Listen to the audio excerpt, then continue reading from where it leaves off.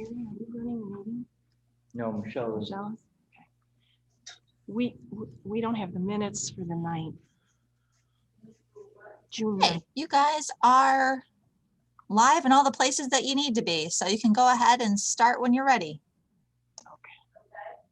June 15th, okay. June 15th, okay.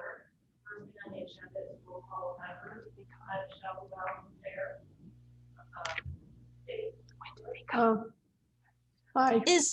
I'm sorry, is Michelle, are you talking? Yeah. You need to be on your mic. We can't hear you at all. Is it on? Yeah, is it off? In more. Yeah. Okay, we're not on. Okay. Okay, I'd like to call the September 15th Historic Site Committee meeting to order. The first thing on the agenda is a roll call of members. I'm Michelle LaBelle, the chair. I'm Kitty Englert. I'm Kitty Englert, just a member. Joe Kelly. Anita Hawkins. Gary Goodrich. Here. Tina Thompson. Here. Lisa Bolzner. Ray. Here. Oh, sorry, Ray. Ray. Here. Okay. First thing on the agenda is the approval of the minutes from June 15th meeting. Did everybody have a moment to look those over? Okay. Any changes needed? Can I have a motion to approve the minutes? I second it. Okay. So Joe made the first motion and Joe made the second. So next item that we have is our correspondence. We had an email from Bill Santos regarding repairs and improvements to his property at 3181 East River Road. The email was sent out to us on the 28th by Becky Wisner, the town clerk.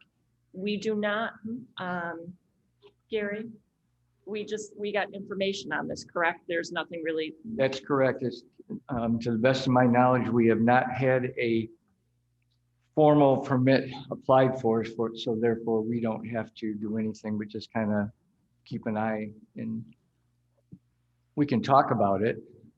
I've been to the house. I sent you guys all pictures when I was at the house.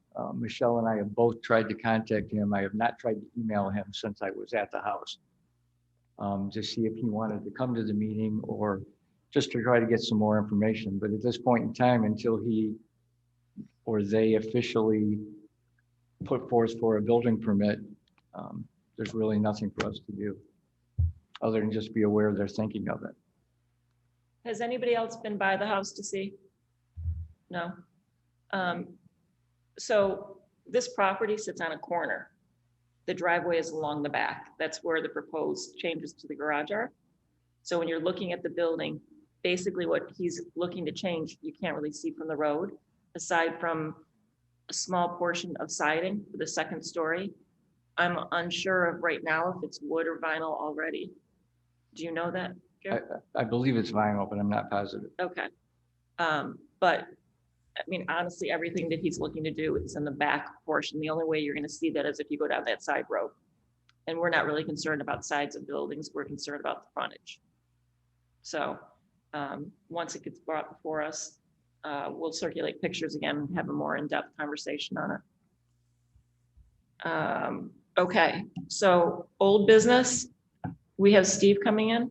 Yes, Our town supervisor? Steve's coming in to talk about the things with the school district. So the Burger House and the church.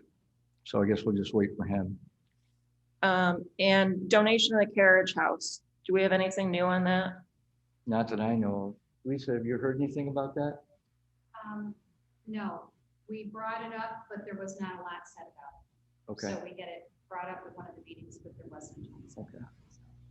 So we'll wait until he gets here, I guess, to ask about that also. Survey of properties on West Henrietta.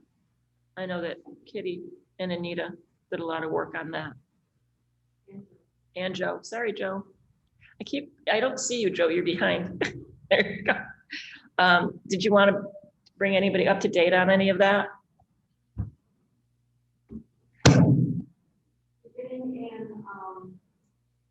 the end of May, around Memorial Day weekend. Kitty and I began to do properties in the West Field. And we completed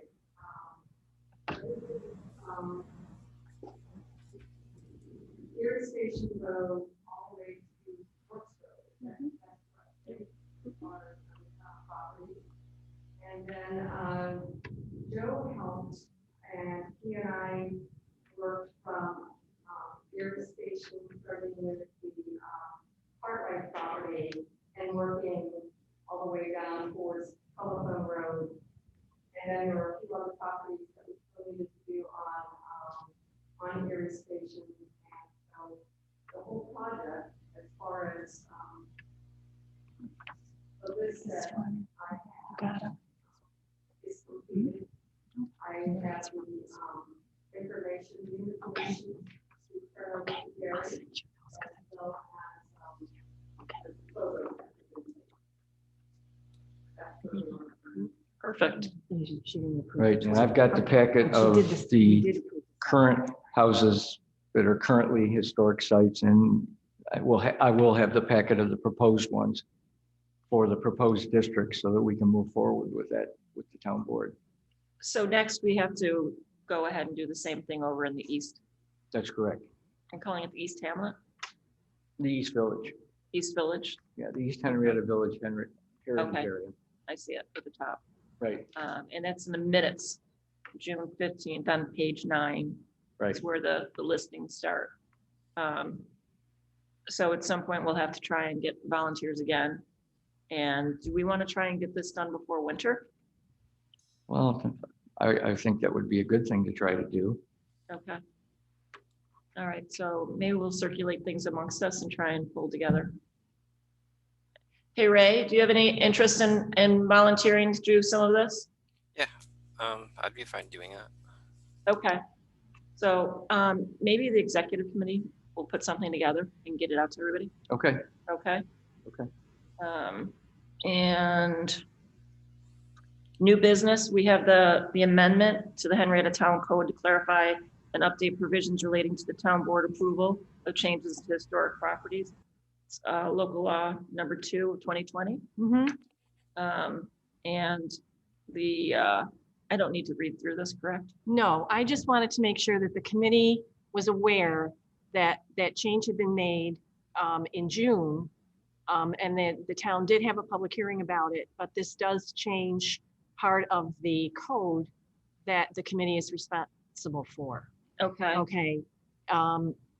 It's primarily more to make it a smoother process for the town board, so that a property only goes to the town board once. Okay. Okay. All right. But I didn't know how many people had it. It's kind of hard to find on the website because it's under new laws. It hasn't been incorporated into the code yet. Okay. So I just wanted to make sure that everybody on the committee had a copy. So are we going to include this in the minutes? Yes. As an attachment, yes, Okay. we can do Perfect. that. All Sure. right. So that should make it clear for everybody. Is, does this change anything? It only changes the No, impact to the board, not to anything to, Not No. really, no. No, it does not. As far as what we have to do, no, it It doesn't. doesn't change anything, no. And Michelle, before we, would you mind approving the minutes of July 23rd? That was the special meeting. okay, I emailed those minutes to everybody July 23rd. Yeah, from we July didn't- 23rd. We don't have the printout of that with us, but everybody got a copy of that. Okay. All right. So we want to be able to approve the minutes from July 23rd meeting. We don't have a copy of them right here, but they had gone out to everybody. And Kitty, we'll go ahead and get you a paper copy of that. Okay. Can I have a motion to approve those? Okay, Kitty. I'll approves. second it. And Gary's seconding it. And you didn't take a vote for the first one. Oh, so All should we- those in favor of approving the motion? Aye. Aye. For both minutes or we? For both For both sets? minutes. Yes, okay. Okay. And so let's go ahead and open it up for One quick comment, just so that there's no confusion. Tina had made the comment that this isn't in the town code yet, and I believe what she meant by that is it's not in the written version of the town code, but this is a town code now. Right. So but- in other yes. words, this isn't enforced, but it's not listed in the whole list of town code on the website yet. So Okay. I just didn't want any confusion with the way she had said that. In Thank case somebody you. goes, well, no, it's not active yet, but yes, actually this is. It's just difficult to find. It's very difficult to find, yes. Okay. It's listed in the new laws section since it hasn't been codified and put in with the rest of the code yet. Right. But it is a legitimate code. Yes. Gary, you have some other things that you wanted to. Yeah, I just wanted to show everybody, these were from old past meetings when we discussed these, but we now have, thank you, Tina, the things that we can put on somebody's door if, for when we go to visit, like when you guys went to the West Hamlet and now when we do the East Hamlet, so that we're basically, they're sorry we missed you. We have two different versions here. We have a version for houses that are presently already in a district. And then we have the green ones, which are for houses for proposed. We've seen your house. We think you might like to be part of the district, you know, but we missed you with contact information. So I have these and I can pass out a few to everybody at the end of the meeting. Also, Becky helped with those. Oh, sorry. And thank you, Becky. Before we leave the survey of properties, I was very Anita, is your mic on? I'm sorry, we can't hear you virtually. there. Maybe that's it. There you go. Yeah, thank you. Making a noise. I just want to thank Kitty and Joe for giving up their time and during the summer and walking the streets with me and making sure that this whole survey was done as properly as it could be. For everything that we did our best as to what we thought the inventory was supposed to be. I did see you guys a couple of times. I wasn't gonna honk or anything. But anyhow, it was really great having the two of them to work with. They're wonderful. Thank you. Thank you all three. I would like to thank Anita for all the goodies she brought.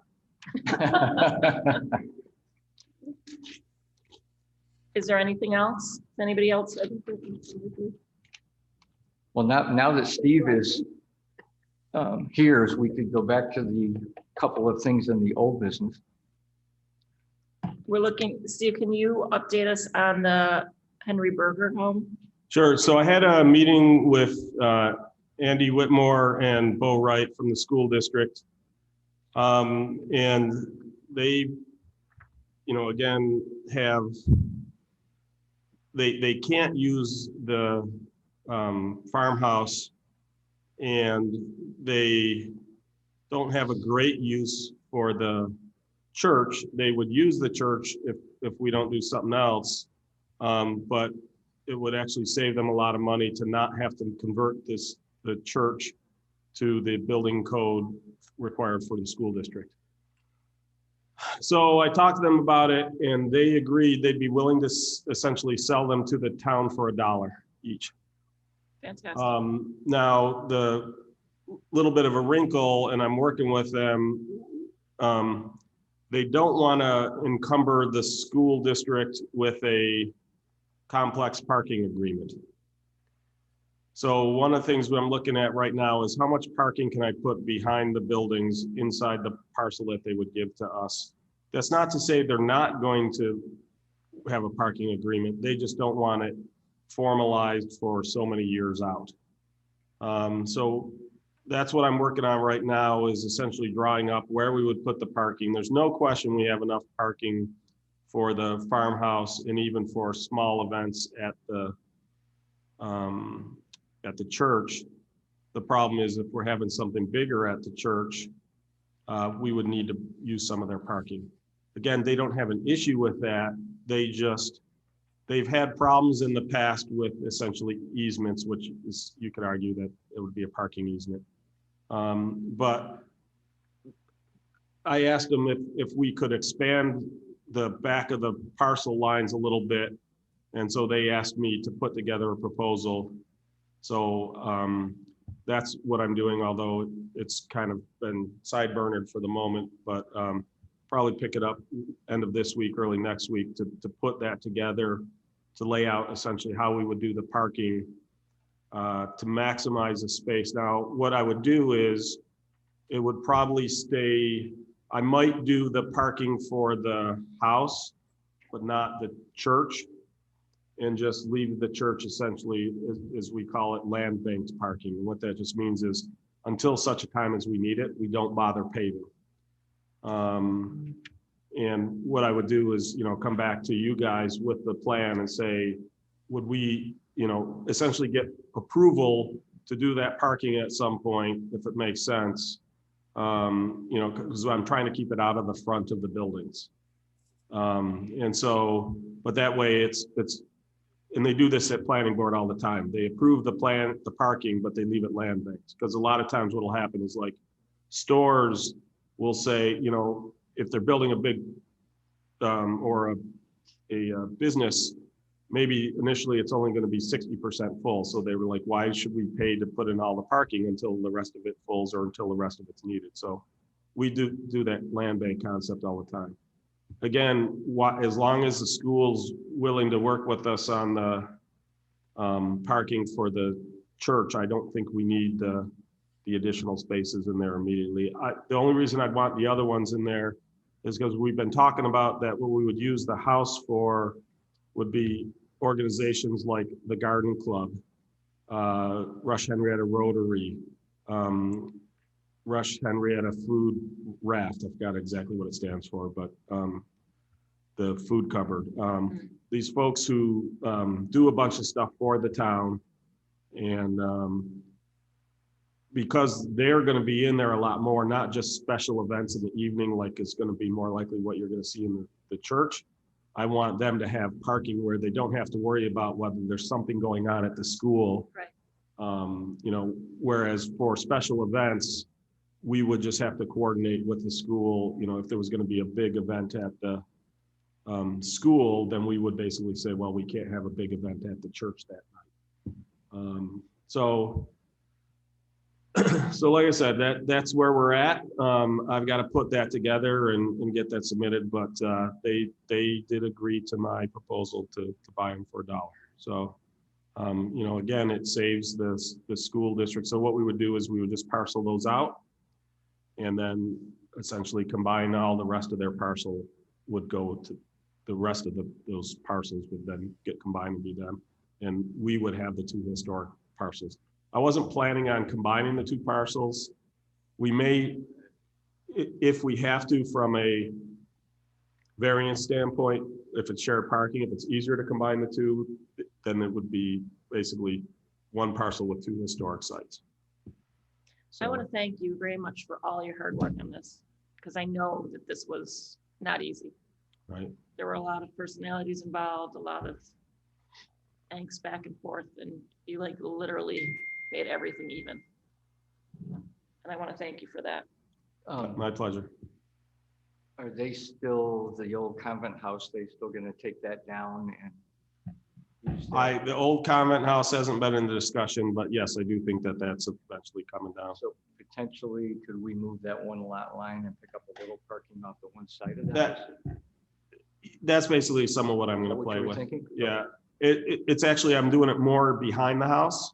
Right. So right now, if you remember, it tapers in a whole lot. I was going to see on that side, could I essentially taper in a little bit and then go straight back to give, but basically, at some point, what I have to lay out is, parking spaces are a particular size and I have the road down the middle. The point is, there's no reason, once I've laid those in there, there's no reason to add more, because I don't think I can turn them the other way where they're oriented east-west with the lane north-south, where I could just keep adding spaces. Right. I think they actually have to be turned in the other orientation, which means there's a maximum width. So basically, once I get to that width, I'd get no benefit from adding more space unless I can add a whole other row, which doesn't make sense. So, you know, what I'm probably going to do, like I said, is that there's a road between the two, what would essentially be our two properties. That would be a shared driveway for the two properties. And we would have, Would we keep the present driveway that's on the house that is on the south side of the house? eventually that would probably go away. It doesn't make sense to have two driveways. No, it doesn't. I say that if it makes sense to have two driveways, depending on how it lays out, then we will, but I think generally it does not. From my initial cut, it doesn't make sense. Yeah, I was just thinking maybe a couple parking places there. You got the road on the one side and then you got a couple. Right. We could do something like that. Like I said, we'll play with that. So I'll just see where we can fit the spaces. So that's basically what's going to come down. I'll come back to this board with a layout of the parking on those two buildings. And if essentially it's effectively an Article 10 vote. And if we approve it, then with that, I'll go to the board and then they could potentially approve the purchase, and it would happen sometime this fall. So they have been keeping it up. You know, I would like to take over the house. They're keeping the school up in really good shape. They actually cleaned up the house, from what I understand, the exterior and such. But right now, I don't believe it's got a fully functioning furnace. So that's why we want to get it before the cold weather starts. So. No, but at least once it's ours, so to speak, then Right. that friend of Michelle's can take a look Oh, absolutely. Yep. legitimately. Yep. The other concern too is no sump pump working. Right, but it has power on it. We Right. just got to get, So it does have power? the house has power on it. Okay, yes. so that we do have. The last time I was there, the sump pump was working. Okay, But good. granted, that was June, May, Right. June, That's good. so. Any update on the Andrew Short plaque? On the, Plaque for the Andrew Short house? no, No? No. With Okay. Mark Moore, you were gonna, I did contact them. right, If they responded, I missed it. that was a few months ago. Yeah. So I will send something again. And Anita, do you want to just real quick bring Steve up to date with what you did, you guys, the three of you did over in the West Henrietta?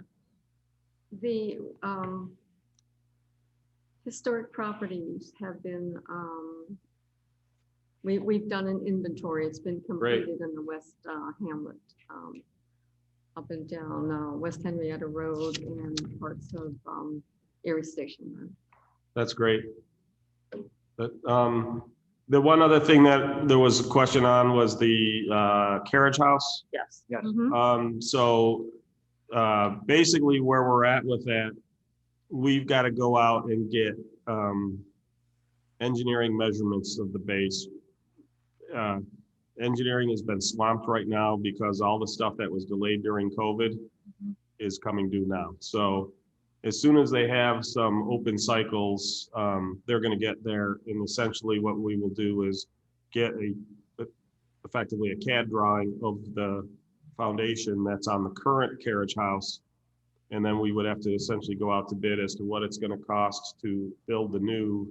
Well, first we'd have to finalize the location over at Tinker, and then essentially build a new foundation there, and then pay to have the Carriage House moved from the one foundation to the other. Until we have the time to get those accurate measurements taken, it's basically where all the posts are from a foundation standpoint, because usually I haven't been in there, but most of those are post and beam type construction. So the rest of the foundation, you'll still want something under the rest of the walls, but the point is it's not necessarily structural as opposed to where the posts come down. That's the structural part. So, but that's again part of what they have to do. We just haven't had the time to get there and do it. I have not heard back from the family. I should probably reach out to them again just to make sure that they're not up against some kind of deadline that they want it moved by. But I've not heard anything from them one way or the other. Okay. Yeah, the last I had heard when speaking with them, they were just very pleased that we were actually thinking it was a good idea. And Right. he didn't say anything about having to have it done by a certain period Right. of time, although they do want to I know they, build a new, he wants to put in a new garage, yeah, right? he does. So there might be timing we don't know about. Right. Yeah, so I'll query about that. And then, one of the things we were talking about, if we did the foundation, whether, we'll probably get a quote to see what it would cost to do a real stone, foundation. And if that's too expensive, then we would take a look at what it would cost to do a faux stone, where basically it's concrete with an outer layer of stone mason, essentially set into it. So either way, it will look Period. accurate from the period. It'd be neat if we could get one that is constructed, maybe we bring concrete up to just below the surface and then we do the last bit with a mason set in the stone. So the work that the guy's been doing on the Cobblestone house has been pretty neat, as you saw that went out in the newsletter. Sorry for getting the number wrong. It's all right. Thankfully, so if you haven't seen, on the back cover of the town newsletter is an ad for the bicentennial history book, and I typoed on the phone number, and of course you can have people proofread it, but they don't know the phone number, they don't know, no one caught it.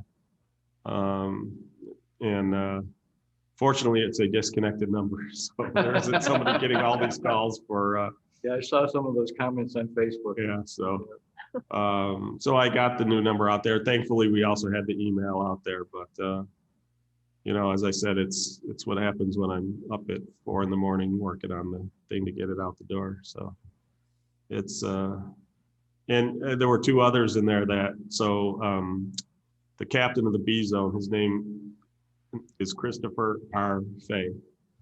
Well, in my story, it went in as Christopher Ray, and I proofed that I don't know how many times. He proofed it, and he didn't catch it. It took Sheriff Baxter to finally catch it, and by the time he sent something back, I called up the printers, and it was already running on the press, so it was too late. So Captain Fay, great sense of humor, he says, at this point, it's probably simpler if I just change my name legally to Christopher Ray. So, and then I did the same thing with Walt Kalina. And this is one of those problems with spell checkers, right? As I was typing, I typed walk. The K from Kalina ended up at the end of his name, so it's walk Kalina. And again, I proofed it, other people's proofed it, no one caught it. And then I was talking to Walt saying, hey, congratulations, you made our newsletter. And I'm like, oh my God, it says walk. So he wasn't willing to change his name, but I'll work on it. So, that's the challenges when you see those errors in the newspaper. It's a lot easier to understand if you do it yourself, because boy, they creep in. Again, the spell checkers can't catch them. Mhm. So, but Does anybody have anything else? We do have one correction to the agenda. Our next meeting is actually October 20th, not the 13th. So, and then we've got November 17th and December 15th. And that'll take us through the year. Anybody have anything else? Can we call them? Yep, the only other thing for Steve would be, because we talked about just prior to coming in, is we are going to be moving forward with the survey of the East Village now. I think Doe's done a little bit of it, but we're going to do what Anita and Kitty have done. And actually, we have a couple of notebooks of stuff now. right. So of both the current houses that are in a district and proposed ones, we want to approach people to add to the district so that we can actually create the heritage district. That'd be great. And then move forward with the state will be the next step. And do you think there'd be, if we do that district, would there be assistance like to, I think it used to be a beautiful mess, the one that got hit by the truck, Oh, boy. that there could be some potential assistance from SHPO or someone else that could help repair that historic? Did the gentleman not have insurance? He did not, as I understand it, he did not. On a dump truck? I know. Oh, my God. That's a huge fine. It was my understanding from looking at, and Becky actually saw the webinar, so Becky, you can jump in here. SHPO actually put a webinar on about historic houses and the potential for tax and grants and such things. Most of that was directed to houses that are either already or going to be put on the National Register. It didn't talk about the new state rulings that they made last year. If you read the stuff that's online, I've read this stuff like 3 different times and I get different impressions each time I read it. If it was already a historic house and we had it in the process of getting the state approval and it got hit, probably. Gotcha. But as it is now, if I'm seeing it correctly, we'd have to get somebody from the state to come down and make the official, but I'm saying probably not. Okay. And what do you have to do to be on the National Registry? The National Register is just slightly more stringent than the state. I guess they decided to do things just slightly different. It's actually a whole list of things. And it's similar to what we have now. You have to have a certain age, a certain person has lived there, a certain architectural, it's unique in an architectural standpoint. And nationally, they like it to be as close to original as possible. Gotcha. Where with the state, they understand that over the time, people have had to change windows and they've had to change the outside, but they kept the basic of the house intact. So, but they do it on a house by house thing. Gotcha. So they had sent us, which we have, the documentation from when we were going through the Dollar General's thing, their list of 23 or 25 houses in the West Village, they felt were eligible, which are part of what Anita and Joe and Kitty went and looked at. We're going to go through the survey and then we'll approach these people. And then once we have those, then we're going to approach the state and say, hey, you said these people were eligible. Let's see what we can do to get it moved forward. From what I'm seeing, if the state approves, and especially if we can get a historic district there, then they would be eligible for certain tax and potential grants. But Right. Any comments with that, Becky? No, I'd agree. That's it was put on by the Landmark Society. It was actually really great, but yeah, it was really geared towards folks who are on the National Register or in a historic district. So, you know, if we get to that point, I'm happy to fight that fight with SHPO to try to get her some, well, I don't know who owns it now, but some help in terms of getting that house repaired if we can. I also know that when we had a different issue with SHPO, that State Senator Patrick Gallivan was really helpful in moving that along. So I would reach out to him as well, because I don't know who he knows at SHPO, but he got them to move. Like I said, I would take a look at that, because it's a shame to let that, you know, Yes. accident ruin that house. We have so few houses at the actual intersection, historic houses left at that intersection. I would hate to lose one of them. Yes. I'll say also that one of the architects that presented at the Landmark Society presentation, he had a house that he designated. He got designated on the National Register, and he worked through SHPO. And as part of his approval designation, he had a set amount of time, basically, that he got funding through this program, and he just had to complete the work within set time period that was conditional upon his designation and the funding. So if they work with the state, they might be able to kind of do, you know, the National Register nomination in conjunction with applying for the funding. And essentially the two kind of work together. Great. I will also say I've had some discussions with a individual about, again, talking to someone else about the possibility of acquiring and restoring the Cartwrights. So whether it will go somewhere, I don't know. I'd rather not say who the individual is or what the opportunity is, but that's something, you know, it's someone from town and they have an interest in seeing it. And in fact, their very first company meeting, company Christmas dinner was at Cartwrights. The first ever company dinner was at Cartwrights. So there is some sentimental value there as well. So hopefully they'll be willing to do something. So. Right, and Cartwrights is on the list that SHPO sent us February 2019, saying that that one's eligible. Okay. So. And that this would be for both the house and the inn is the individual. Well, the house already is, but yeah. No, I know, but I'm saying in No. terms of acquiring the house and Oh. potentially Both of, okay. So, restoring it to a bit more luster than it has currently, shall we say. yes. I wanted to also say that the cobblestone at the corner of Brooks and West Henrietta Road, on, I think it was last Friday, I saw an individual, or might have been over the weekend. It looked like a realtor taking pictures of the property. So it might be that that cobblestone, hopefully, another hopeful, that cobblestone will go up for sale because it needs some tender loving care before it gets too far gone. But it doesn't have a plaque on it. And whoever Miller? buys it can change it.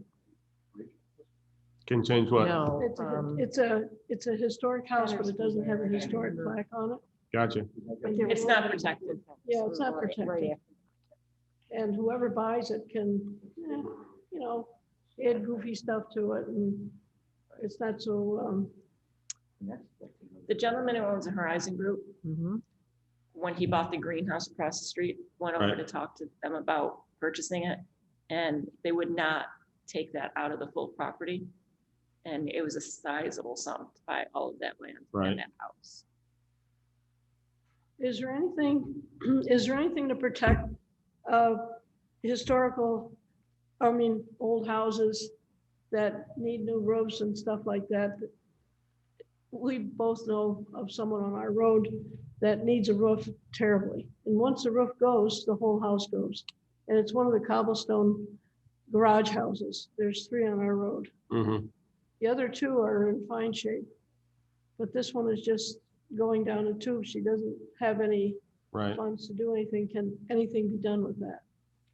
I don't know of any funds for that. It might be interesting, you know, a lot of times there's folks who ask for opportunities for what they can do for the town. So that's certainly one I could talk to them about, you know, and or, you know, what I'll refer to as the old fashioned barn raising, you know, that you've got these organizations, and especially right now that there's volunteer hours for those organizations, you know, whether it's for high school kids who need it for honor society or Boy Scouts who need it for rank advancement. Volunteer hours were tough to come by in the not too distant past. So what maybe I'll do is I'll send something out to all of the Boy Scout and Girl Scout leaders to see if somebody wants to take that on as their true project. That would be nice. That's certainly, you know, and then typically if you can find that, you know, we can, there often is suppliers who will, you know, if they've got stuff in house, excess in house. Now, granted, right now that's not common because of the shortage due to COVID, but that they're willing to, you know, donate. Now, one of the issue will be if we're replacing that roof, are we trying to replace it historically accurate, or are we trying to get a protective roof so the whole thing doesn't collapse? Yeah. Because, you know, like I said, that changes as to the chance of getting something historically accurate donated is slim. To get something that's modern donated is, you know, what happens a lot of times is these companies, they get somebody special order something and then the project falls through. And so they pay a portion of it and it sits on their site until someone needs it. And so, Well, she did have someone deliver roofing, but it was also stolen. So she didn't have anything, you know, she couldn't afford any more than that. right. Oh, yeah. But it is leaking, that I know. Yeah, let's after the meeting, talk a little bit and I'll get more of the details on the property and we'll see if we can, I think I know which one it is, but I'm not 100% certain. And like I said, we can try to nail that down. As far as the potential for splitting that up, one of the things, if Horizon Group goes in with a developer, because a chunk of that land is zoned commercial behind them, the stuff along the road, they might be able to find somebody who would be willing to section off the house and develop the other portion. So they might want to reach out to one of the land developers in town. There's a number of them that, you know, are local. That might be something that they could potentially do if they're still interested in that building. I can give them a call. I can ask them to give you a holler as well, Sure. because I don't know if they need another building or not, but I mean, they really enjoyed renovating their Right. Cobblestone. And if you haven't been in it, it's absolutely beautiful. I've been by it. I've never actually been in it. There's a museum in the basement. That Cobblestone to the engineering building across the street, the brick building, there was a cobbled tunnel underneath West Henrietta Road that was used for the Underground Railroad. Neat. Yeah. Yeah, I knew that existed. Yeah, My we saw understanding it. it's been filled though, right? Under the road is Under the filled, road but has the been actual filled. entryway Right. with the doorway to go in and part of it is still there. Right. Yeah, neat. So when we were doing work in my Cobblestone, I unearthed, I think, another hidden room. Right. So we've got one that's underneath the stairs and then another underneath the porch partition.